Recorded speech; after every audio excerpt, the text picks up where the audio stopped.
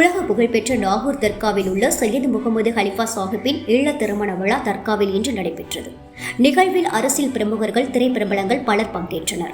அப்போது செய்தியாளர்களை சந்தித்து பேசிய நடிகரும் பாஜக ஆதரவாளருமான SV சேகர் கூறுகையில், நடிகர் விஜய் ரசிகர் மன்றத்தின் கட்டமைப்பை பலமாக வைத்திருக்கிறார். அதற்கு காரணம் அவருடைய தந்தை சந்திரசேகரன்.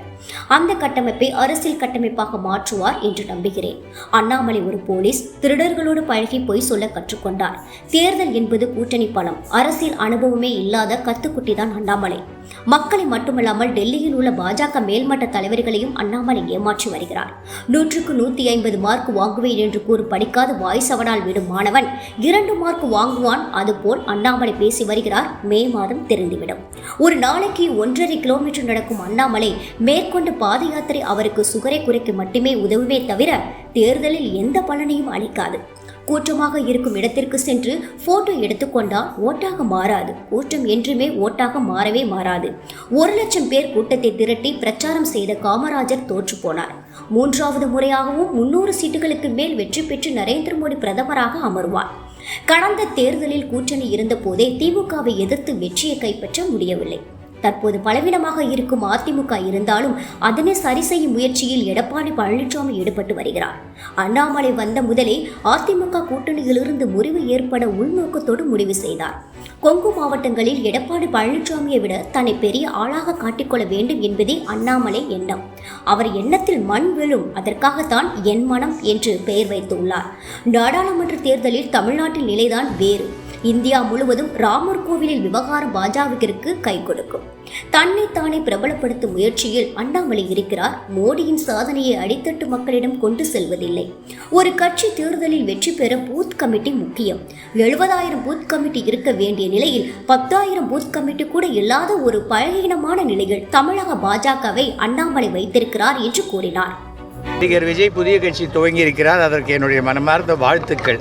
ஆனால் அதுக்கு மேலே அதை விமர்சனம் பண்ணுறதுக்கு இப்போ அவசியம் இல்லை. ஏன்னா 2 வருஷம் டைம் கேட்டிருக்கார். அவர் 2026 தேர்தலில் தான். அவர் இன்னும் கொடி, சின்னம், அவருடைய கொள்கைகள் எதுவுமே அனௌன்ஸ் பண்ணலை. ஆனால் அரசியலுக்கு வருகிறேன் என்பதை திட்டவட்டமாக சொல்லிட்டார். நான் பல வருஷம் முன்னாடியே சொல்லியிருக்கேன், விஜய் அவர்களுக்கு அவருடைய ரசிகர் மன்றத்தினுடைய கட்டமைப்பை ரொம்ப பலமாக வச்சுருக்கார்.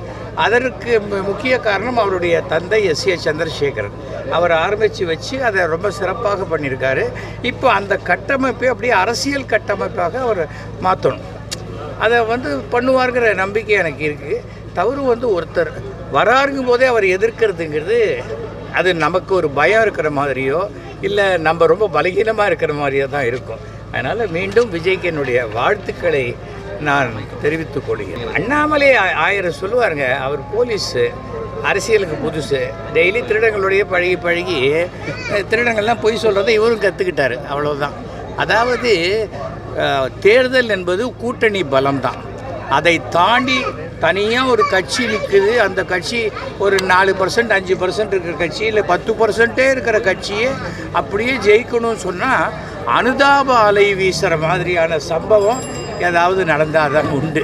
ஒருவேளை அந்த சம்பவத்துக்கு ஏதாவது அவர் எதிர்பார்க்குறாரான்னு தெரியாது. ஆனால் அரசியல் அனுபவமே இல்லாத ஒரு கத்துக்குட்டி தான் அண்ணாமலை. அவர் இருக்கிற சூழ்நிலையில் அவர் மக்களை மட்டுமல்ல, டெல்லியில் இருக்கிற மேலே இருக்கிறவங்களையும் சேர்ந்து ஏமாற்றிக்கிட்டு இருக்காரு. அந்த அந்த ஒரு படிக்காத ஒரு பையன், ஊர் சுற்றிக்கிட்டே இருக்கிற பையன், வாய் சவடால் வீசி அப்படியே வாய் சவடால் சுற்றுற பையன் இருக்கிற பாருங்க. அந்த பையன் அப்பா அம்மா கேட்டாலும் சொல்லுவான், நான் 100க்கு 140 வாங்குவேன், 100க்கு 150 வாங்குவேன். ரிசல்ட் வரும்போது தான் தெரியும் 100க்கு 2 மார்க்கா 2.5 மார்க்கான்னு தெரியும். மே மாதம் தெரிஞ்சிடும். செய்திகளை உண்மைத்தன்மையுடன் உடனுக்குடன் தெரிந்து கொள்ள தி கிரேட் இந்தியா நியூஸ் சேனலுக்கு சப்ஸ்கிரைப் செய்து எங்களுடன் இணைந்திருங்கள் எப்போதும்.